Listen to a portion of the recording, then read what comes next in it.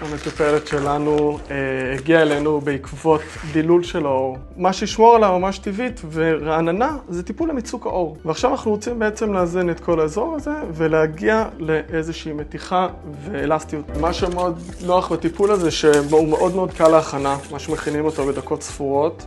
אז אנחנו בעצם מערבבים את החומר, הוא מגיע ככדוריות קטנות כאלה, אותם אנחנו מערבבים עם מים להזרקה. אנחנו נעשה דקירה קטנה, איפה שאנחנו נעשה את חור הכניסה בעצם, עם חומר הרדמה גם, שממש כמעט לא תרגישי כלום. בעצם אנחנו עושים אסטפיל, שזה חומצה פולילקטית. זה בעצם מוצר שהוא כבר 10 שנים קיים.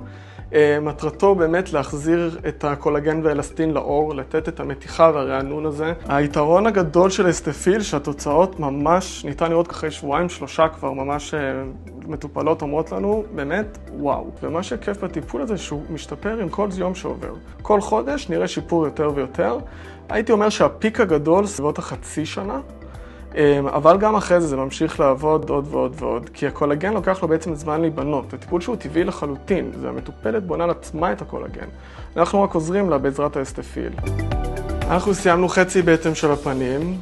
כבר ניתן לראות את הנפח העדין הזה שדיברתי עליו קודם. מלאות הקטנה הזאת אפילו נותן לנו מעט הרמה, מטשטש את הקמטוטים, מדגיש את עצם הלחי, וזה רק ישתפר עם הזמן.